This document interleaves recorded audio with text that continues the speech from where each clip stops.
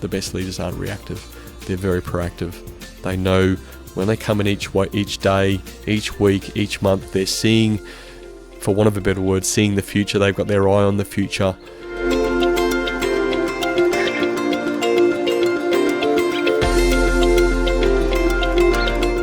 Today's conversation is Mark interviewing me on what I see as the top 3 leadership challenges in 2023. We set the scene through the lens of change and how the best leaders aren't just going through the motions. To tackle these top 3 challenges, leaders must be deliberate in solving them. They won't magically solve themselves. Are your top 3 challenges similar to what I think? Stay tuned to find out. This is the Culture of Leadership podcast. I'm Brendan Rogers. Enjoy the conversation. What are the things that they can take away from this and say, all right, I've learned something. I'm a leader in an industry, or I'm an aspiring leader in my industry, and I've had to shift the way I work. What would be the most important thing for people to take away from that?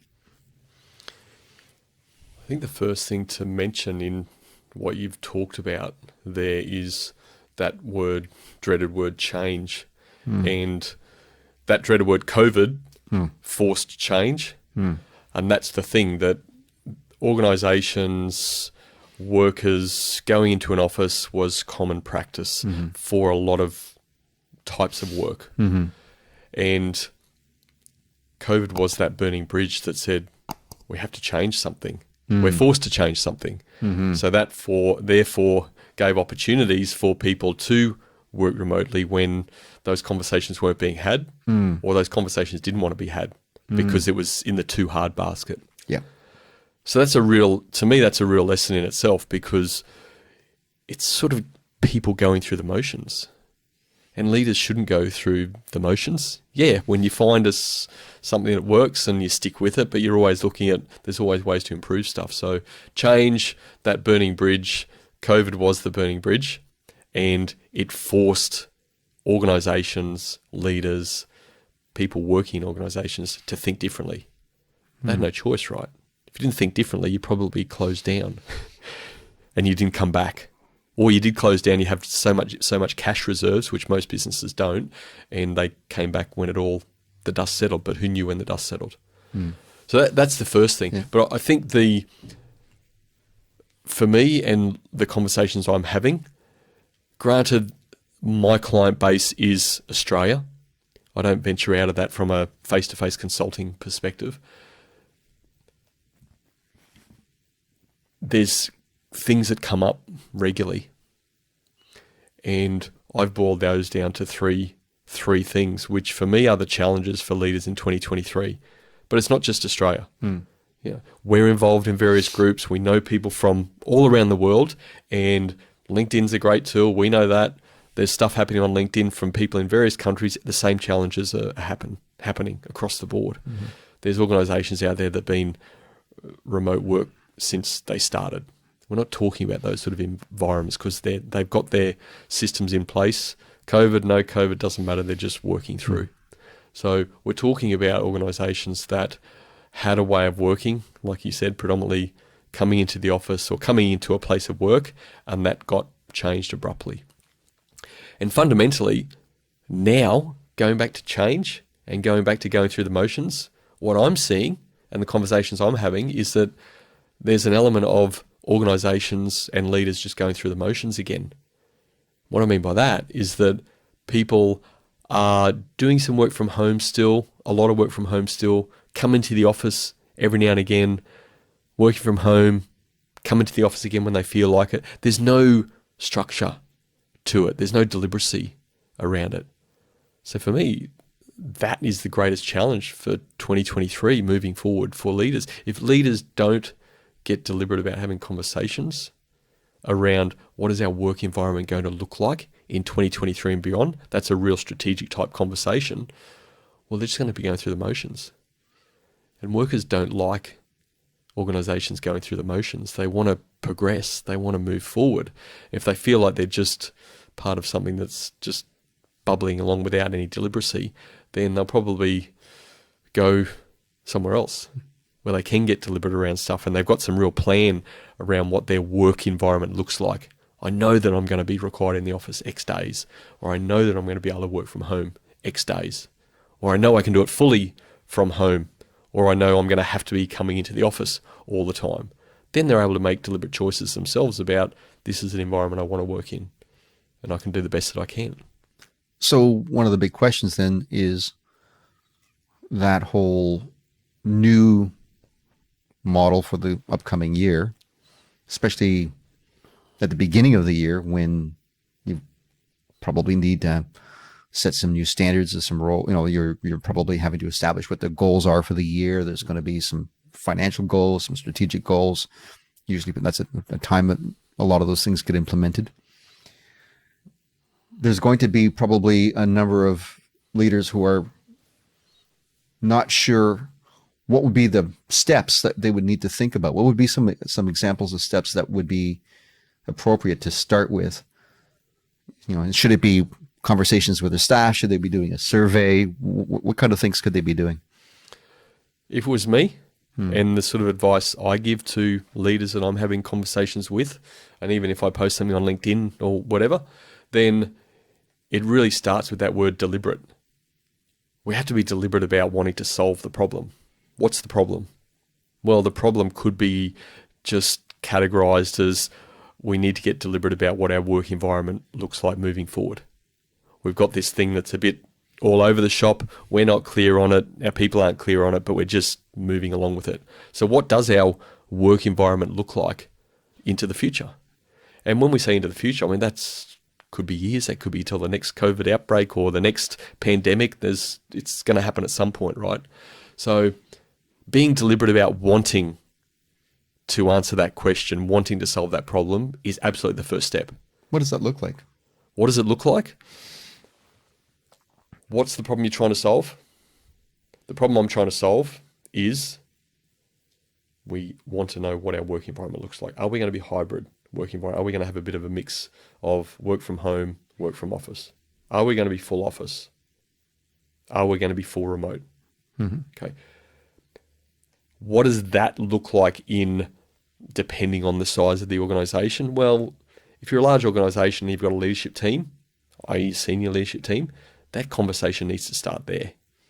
I'm not going to sit here and say that the conversation starts and ends there. Absolutely not. It's a broader conversation.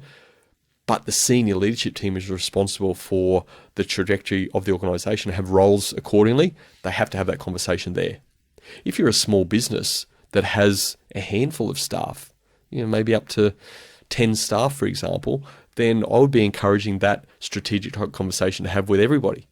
Not one-on-one, but as a team in a meeting room. Okay, lay the foundation. We've been working like this for some time, and I know it's not very clear as to and as an organization, we need to change that, because for us to thrive, for us to move forward, and to give our workers some respect of what the environment looks like moving forward so they can continue to make good decisions, and for the benefit of the business, we've got to get clear around this. Everyone's got to be on the same page with that. Okay, what does that start to look like? Okay, what are our ideas around what our environment could look like moving forward? Again, the obvious ones I mentioned, do we go to full remote and be deliberate about that? Do we just bring everyone back into the office and be deliberate about that? Do we say, look, we think there's a really good option of 4 days in the office, 1 day remote, or completely the other way, 1 day remote, 1 day in the office, 4 days remote? That's the sort of conversations that need to be had. Again, not necessarily decisions made on that yet, but you're throwing out some ideas. Then from there, well, the next stage is really start to activate some of those ideas, discern some of those ideas, play devil's advocate, if you will.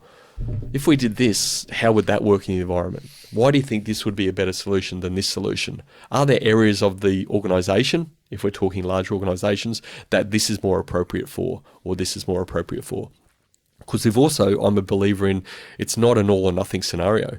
If we've got a big organization, and let's say that big organization is 100 people, 1,000 people, 5,000 people, the greater the size of the organization, the more likely that the vanilla one way doesn't work for everyone, or every department, I should say. It doesn't work for every department. So those conversations need to be had. Again, depending on the way that communication works in the organisation, then that can be structured in certain ways. I'm not a survey sort of guy. You mentioned they are very valuable for certain things, but I think with these sort of stuff, then having face-to-face conversations, you don't need to have it with everyone if you're talking to a very, very large organisation, but key parts of the organisation, key representatives from the organisation, and you can start to get a feel for that. And it might be putting out scenarios. This is one option we're looking at. This is another option. How would this impact your environment? And having those conversations. And then from there, what are we going to do? What's the action? What are we deciding to do as a result of this? Again, don't take it that simple process is going to solve the world in one or two conversations or a few meetings.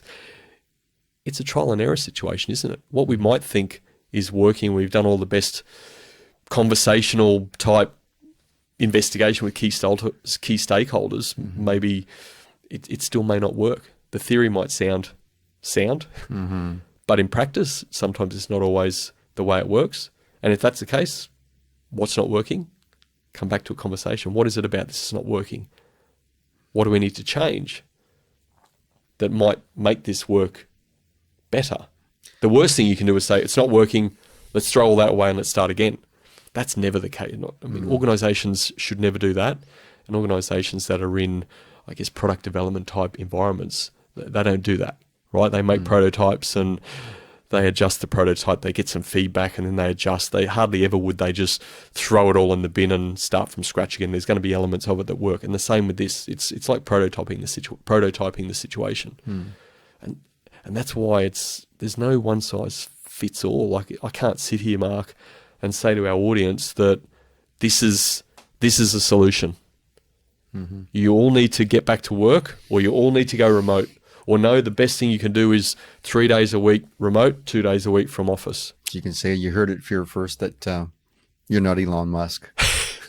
Well, I am a believer that, and unfortunately I don't know Elon personally, but Elon, you don't get that sort of money at your disposal and be stupid, right? He's a pretty smart fellow, I would say. And I think with some of the decisions he's making, he's pretty smart. And probably the difference between him and people that don't have that sort of money, he's probably got the balls to match. Like he's just made a call and he said, this is one way that I can start to adjust my culture really quickly because time's money. Get a message out there. I'm not saying I'm agreeing with the way it was done or whatever, but he's a smart guy. I'm sure there's some deliberacy to what he's done. And I think a big part of it is that he, as a leader, is prepared to pay the price and understand it as an opportunity for learning and to make those adjustments, right? And you just look at that's he's just taken responsibility, hasn't he? Exactly. He's put it out there and he's committed. He's not about trying to be everything to everyone, because that's often the worst thing you can do. But he said, this is what I think is best for this business moving forward. He's the owner. He's got his prerogatives to do that, and he's made a call. It's interesting. You know, some people are going to love him and some people are not going to like him at all. Oh, absolutely. Absolutely. And that's normal. And that's like that for any business that grows to any size. And to use that as an example from an industry perspective, I think is a good one. If you think about car manufacturing, you can go all the way back to the days of before Ford turned it into something where it was actually a production line. It's always something that you have to physically go on premises to do the work. You can't build a car really, for the most part, in of itself without being on premises. Except that nowadays we're dealing with a workforce that's very technology driven. And if there's a car that's technology driven, that's a good example of a technology driven car in terms of not how it drives, but although that's also how it drives, but it's also how it's designed. So that has an impact in terms of that.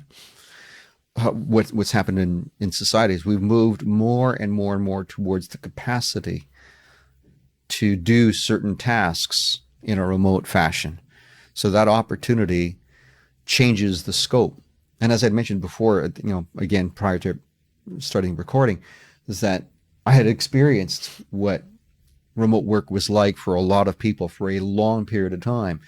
I was one of those people who was not surprised and somewhat knew what to do. And fortunately was in a work environment where, being self-employed as I am, I can do that. And it wasn't a major shift. In fact, very little as far as that goes, with the exception of obviously not being able to go on premises to do commercial photography. Obviously, you have to be on premise to shoot the place, right? It helps. But it helps. It helps. But that's that whole thing of knowing that exactly. And the reason why I'm bringing this up is that it's understanding how much of the work has no other choice but to be done on premise or not. And then there's that variation of, okay, now that it doesn't have to be done on premise, what are the benefits of it still being done on premise? What are the gains and losses? What do the stakeholders' advantages and disadvantages look like, right? Maybe you can talk a little bit about that, because I think that's part of that next stage of deciding how's it going, the measuring of the shift in the culture that managers have to make. Yeah, I would go back to the process that I explained a little bit earlier, in that they're the sort of questions that, if that's relevant to the industry you're in and the environment you're in, you have to ask yourself as part of trying to get the best outcome. Because who goes into a conversation or some problem-solving session like this, or any, trying to get a bad outcome? They don't. They may not always consider all of the scenarios and all of the questions that need to be asked, which is why it's important to have the right people in the room around various conversations. And in something like this, absolutely. So it's really about saying, well, our environment is X. This is what it was pre-COVID. This is the impact of COVID. Pretty simple, pretty black and white. And this is where we're at today. Where we're at today, is that the best thing for the business? Is that the best thing for the environment? Are we actually working better from a cultural perspective, which can drive improved performance? Is that better now than what it was before? Maybe, maybe not.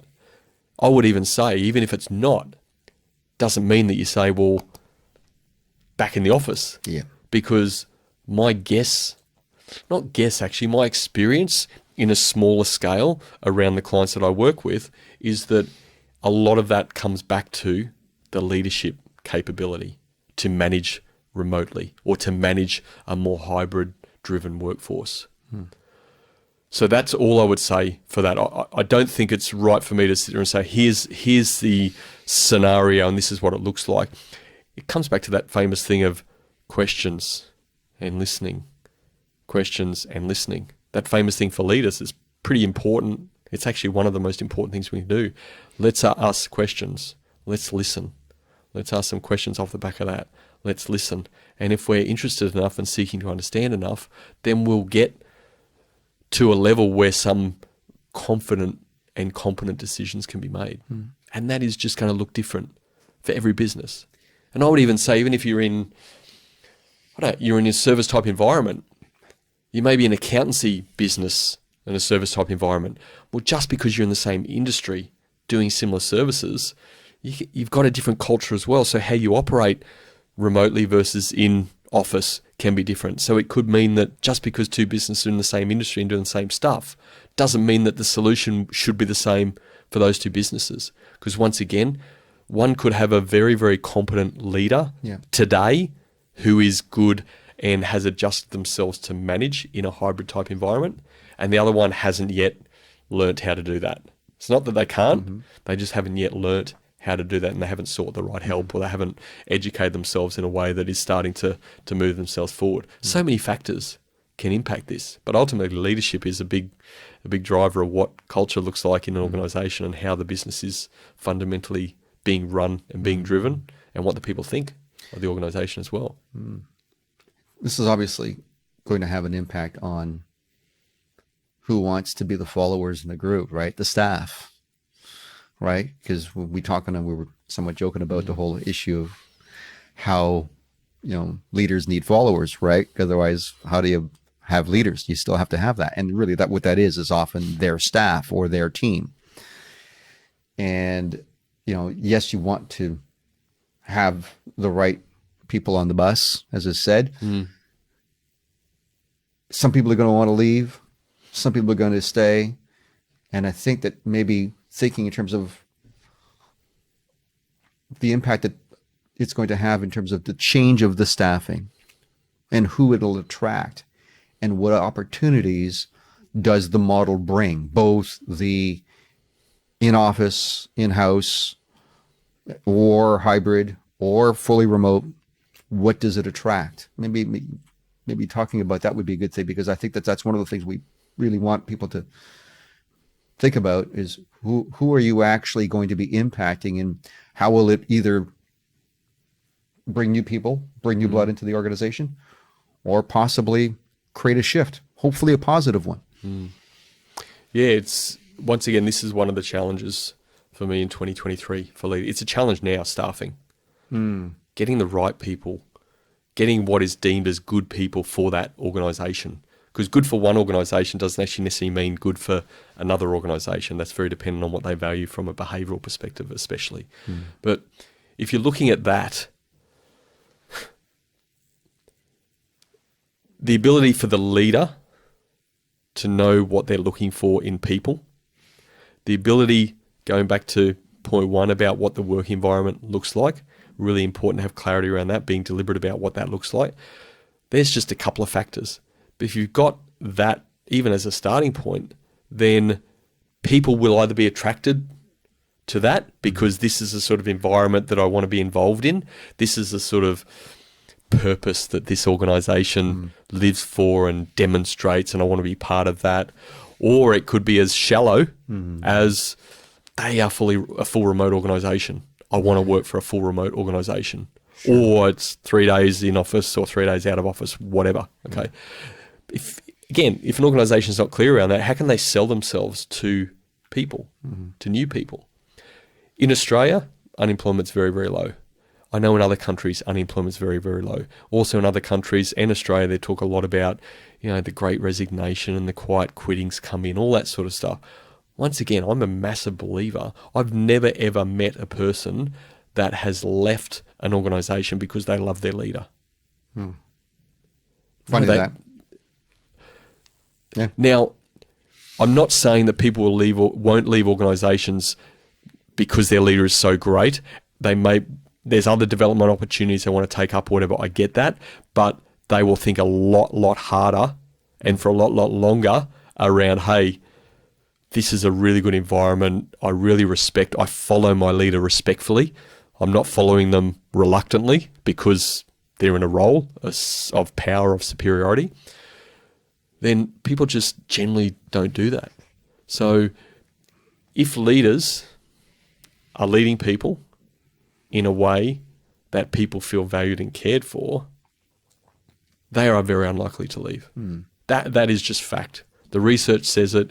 It's factual. I look at my own experiences, and I've left organizations because leaders are not leading. Yeah. And people would have left me. Yep. Absolutely. Because I've not been the leader that I thought I should have been or could have been or would have been. And hopefully every day I get better and better at that. So the whole staffing thing, finding good people are out there. We know that. Great people are out there. People aren't really selling the organization, and they're not understanding what works for their organization as well as they could. Leaders have said to me, frustrated leaders over the time, have said to me, this remote thing doesn't work. We just got to bring everyone back in office. And I don't say no to that. All I say is, how many staff are you prepared to lose? It's a question you ask. Absolutely. How many staff are you prepared to lose? And pretty much the answer is I generally don't want to lose any staff. Sometimes I could lose one or two of the bad ones, but that's another topic. Generally, they don't want to lose people. Well, if you make a decision like that, I guarantee there's a chance of having a reasonable percentage of your staff leave. Maybe not immediately, but over time, it will have an impact. Why? Because people expect what has been happening for the last 2.5, 3 years. It's not an added bonus now, this work from home stuff or work out of office stuff, whatever you want to call it. It's just a common practice. It's the new standard. Now, again, not necessarily for every industry. It doesn't work. Manufacturing might be one of them. Warehousing might be one of them as well. But for a lot, it can work. We've just had our head in the sands and not needing to have that conversation. Once again, COVID's brought that conversation to a fore. We're well and truly down that path. It is the new standard. How do organisations embrace that new standard, whatever it looks like for their organisation? Back to challenge one, the number one thing from now, if leaders have not decided, and when I say decided, generally some sort of engagement with parts of the team or the size of the team, but if a fundamental decision is not being made about what our work environment looks like in the future, you need to do that. Because then when you do that, then you can start to sell yourself as an organisation of what that environment's looking like for people. And people in the environment today can make decisions as well as to what works for them and is this a long-term environment for us? That's the sort of thing that has to happen. It's interesting because that brings in the whole issue of, you know, what makes people feel like it's the right place for them. And often, you know, I'm sure you've experienced it, and I have many, many times, is that along with leadership, you know, and I say along with because it's not necessarily their role, because as you know, I spent many years also in the training industry. It's not the role of the leader to do the training all of the time, but they should be able to.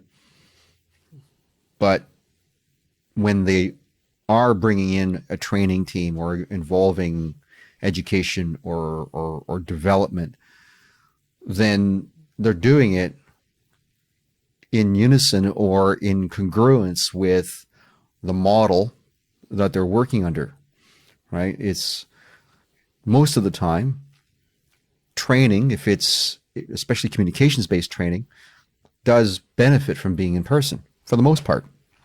You know, you get the body language. That's, you know, there's so much more that you can learn from, and you also get the cooler talk that takes place in between sessions and that kind of thing too. So really, I see this as a you know, this shift towards whatever new model gets agreed on and focused on as a great foundation for developing the training programs or the upskilling or the self-development programs that can be implemented within an organization so that they can do all of the things that they need in terms of whether it be just the functional aspects or, for that matter, the training of the next layer of leaders.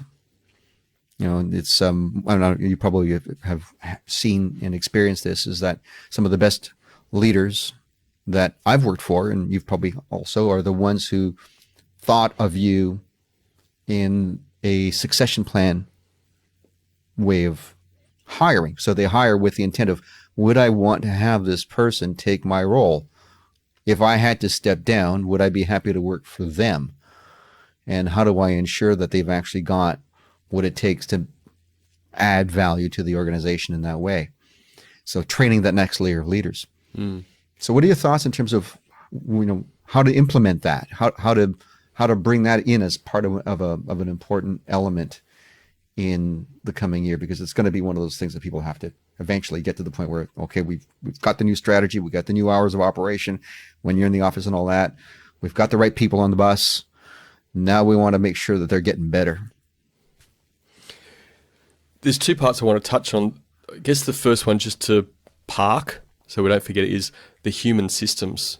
The human systems of a business. And human systems are only able to be implemented in a way that works for the business when decisions around how the business, how the environment is going to work, down to values and how we behave and what we value, all that sort of stuff in the organization, human systems have to come off the back of that.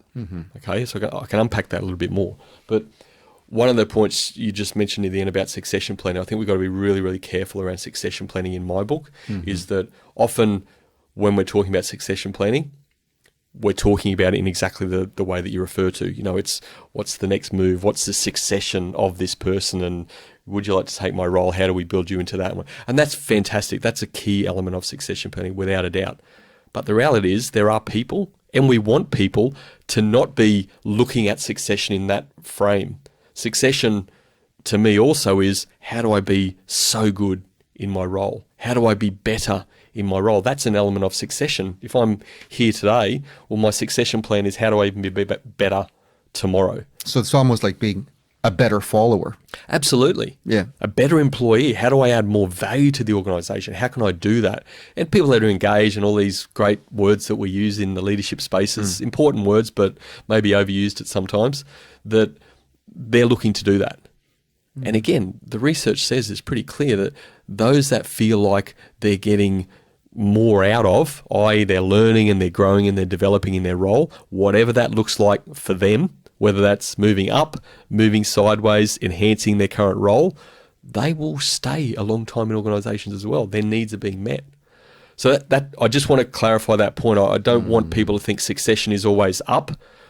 Yes, it is up, but it doesn't necessarily mean up into another level of leadership or moving from an individual contributor role, let's say. I must move into a leadership role, i.e. I must have some followers or leading a team or whatever that looks like. Okay, so just being clear on that. The human processes side, again, absolutely fundamental. It's a bit of the stuff I refer back to. How can an organisation sell themselves? And when I say sell themselves, how can they put it out there if you're used to putting job adverts out there, let's say, and there's various ways to do that in better ways than what's standard today.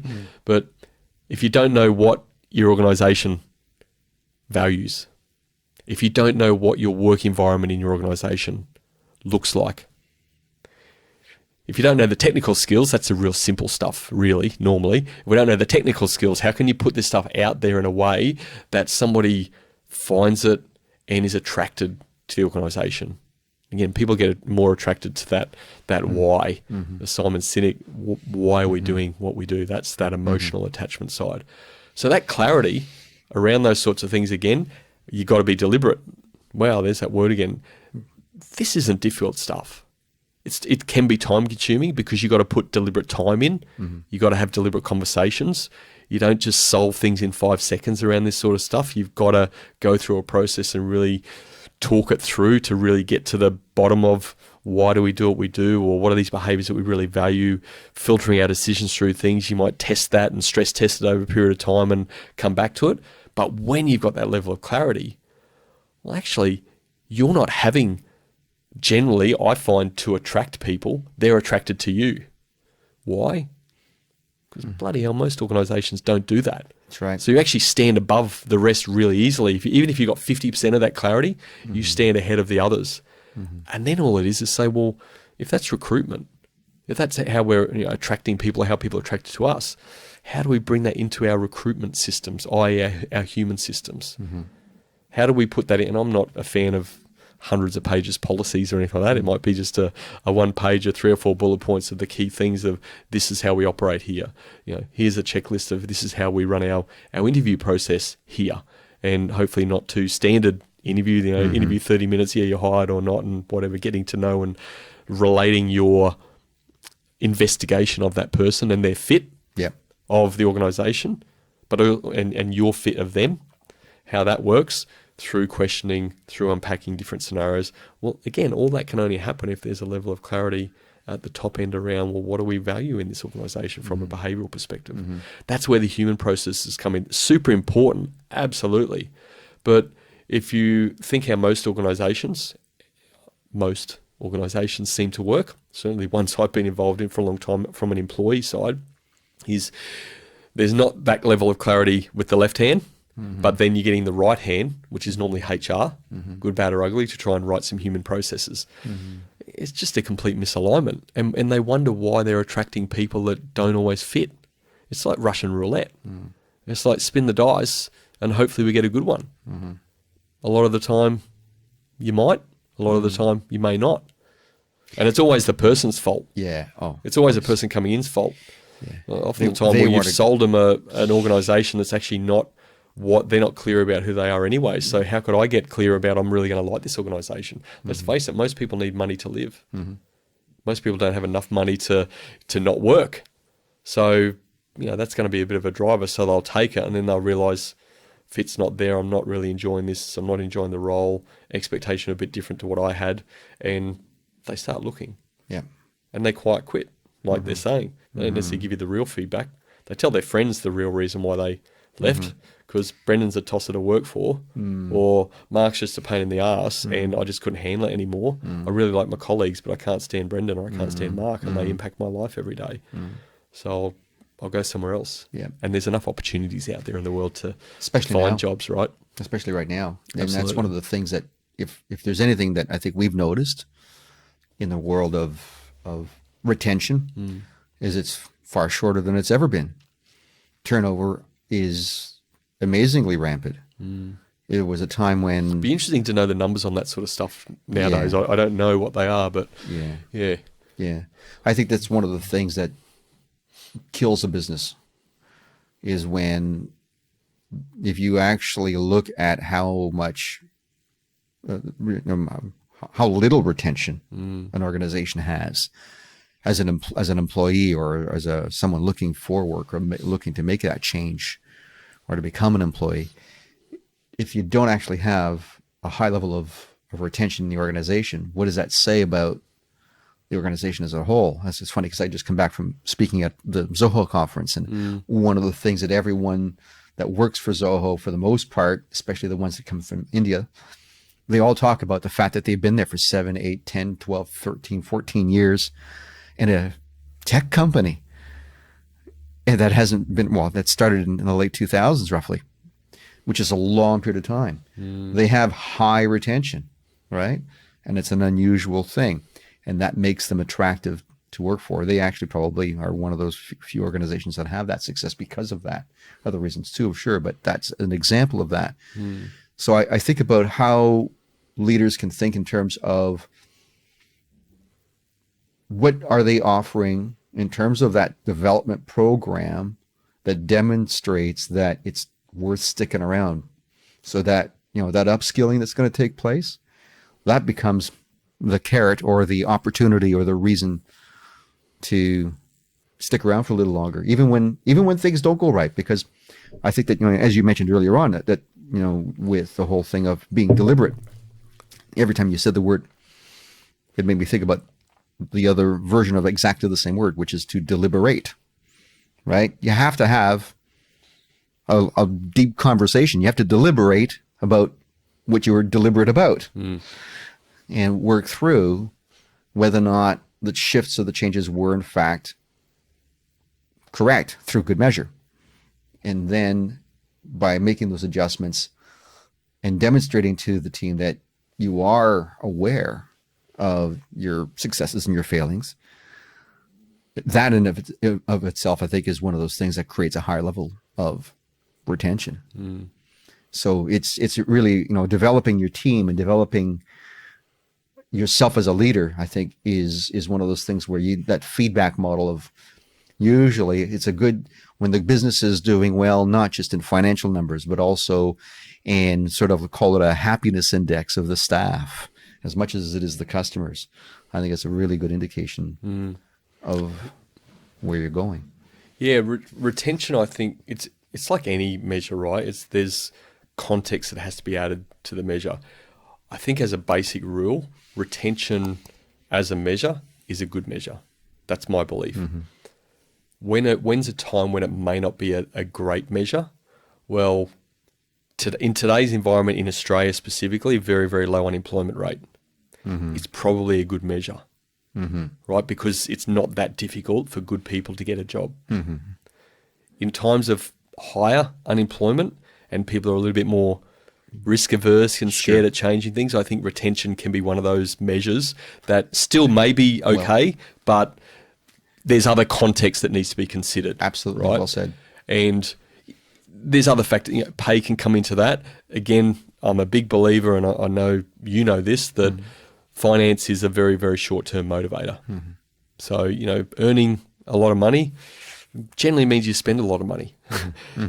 You live to your means, and you might get that extra $5,000 bonus or $5,000 increase for the year or whatever, but the niceness, the warm fuzzy feel of that wears off a bit, especially if you're working in a crap environment, the culture's not aligned with your beliefs, the leadership, the people that you're supposedly looking up to and they're there to help and support you isn't competent, those sorts of things are the bigger factors in the long term than finance. So, yeah, retention is it's an interesting one. Yeah. it's a really good measure most of the time, I think.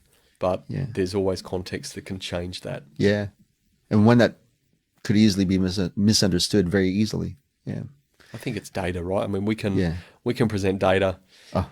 I love data, but it can be presented in any number of ways, and you can snip it from here to here to make anything look the way that the narrative you wanting to get across at any given time. So, Yeah. again, that sort of stuff can come in the power of questions and listening and trying to seek to understand and get to the bottom of situations, and then putting the context around it, and from that, hopefully some reasonable decisions get made about whatever is being decided, whatever action needs to take moving forward. Yeah.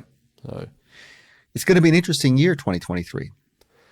It'll be a very telling year on many, many fronts. We've got so much going on in the world. You mentioned how you're playing around now with a new AI tool as part of your toolkit set for writing blogs. And that's coming into play. That's going to create a level of displacement to some degree. All right. We've got the world of AR and VR, which is still growing. And yes, it's slowing down in some areas. Some people are seeing how Meta is maybe not doing as well as it used to be. And people keep pointing the finger at Mark Zuckerberg as basically being, caught in the weeds of the Meta world. But I think that all of these things we're going to be getting an awful lot more clarity as to what the next 7 to 10 years are going to look like as a result of, I think, next year. I think it's going to be a year to not just plan and do all these other things, but to be very aware, to just raise our level of awareness. And conversations like what you and I are having now, and the conversations that you'll be having, I'm looking forward to, with your guests over the next coming years. I know that you've got a couple of people already lined up that will be. We've got a jam-packed schedule for Q1 2023. It's quite a bit. So with that coming into play, I think there's going to be that opportunity for people to listen up, find out how we can maybe dig a little deeper on the 3 key topics, to sort of recap a little bit more. Today was more about, where do people work? Is it that whole thing? It's the environment. Yeah. So really, to summarize, it's getting deliberate about what your work environment looks like. Yeah. Particularly, obviously, in relation to work from home, work from office, hybrid situation, what that looks like. And the context, the nuance of that is dependent on what works in your environment. That's right. There's no one size fits all. Yeah. Okay. That's one. And then next, obviously, was the people. Absolutely. The staffing, the finding good people, the learning how to find good people, good in respect to what works for your organization, what you're looking for. Absolutely critical. And then finally, it's the ideas in the thinking and the upskilling. Upskilling is a good word for it, but it's that whole thing about education and training, self-development. It's what I would call leadership competence. There's a lot of technical competence in the workforce. Very, very good technical competence, very, very smart people. Fantastic. It's the leadership competence we're talking about. Again, what I'm seeing, the conversations I'm having, refer back to point 1 about the sort of environment, being deliberate about strategic intent of what our environment needs to look like moving forward, how to attract good people on the employment side of things, the hiring and retaining good people, retention of good people, all that sort of stuff. That happens far better if the leader has a level of competence about their leadership. So being aware, you mentioned the word aware. Awareness of, hey, I know this is not as good as what it could be. I know that I can be a better leader. I just don't know how to be a better leader. Okay, well, if you don't have the awareness, you won't even start to seek information out to try and help you. It might be just a book. God knows there's hundreds of thousands of them out there, all very good, mind you, but so much content out there, it's not funny. It might be a YouTube channel. Could be our YouTube channel, but search whatever you're looking for on YouTube and it'll come up. You can watch a video, and if that's one thing that you want to work on for a week or a month or whatever, then do it. But that's the awareness you've got to have. Yeah. If leaders and again, probably shouldn't use the word leader if they're not always looking to develop themselves. If they're a person who's leading people and they're not looking at developing themselves, then they shouldn't be leading. That's a manager. Yeah. Well, I- probably, but Yeah. so let's just assume that people who are considered themselves leaders, they're always looking to evolve and develop and improve themselves.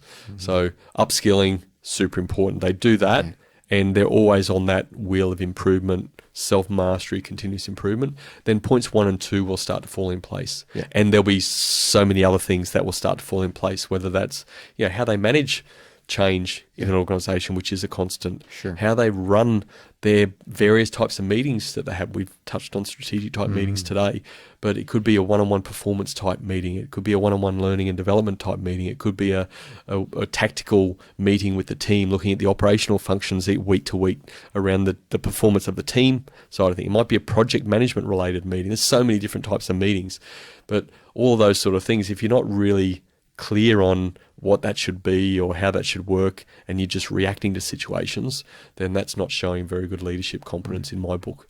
Leaders don't have to be reactive. In fact, the best leaders aren't reactive. They're very proactive. They know when they come in each day, each week, each month, they're seeing, for want of a better word, seeing the future. They've got their eye on the future. Whether that be succession planning of trying to help their people grow and develop into other roles, or even be better at their current role themselves, succeeding, what that looks like for them, the organisation as a whole, the teams, the product for their customers, all that sort of stuff. They got their eye on those, on all of those balls. They're not necessarily doing that all the time. They're not necessarily responsible for that. They have other people in positions doing that.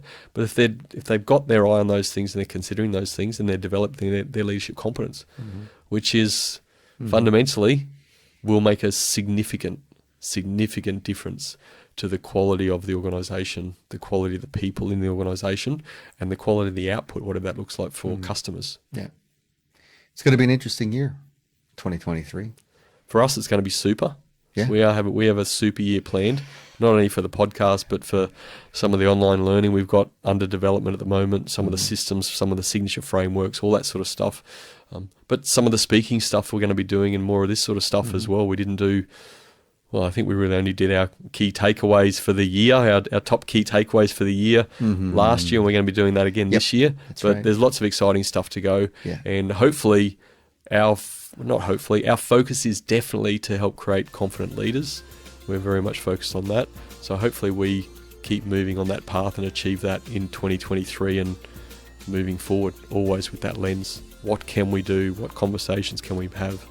What resources can we develop to help create confident leaders?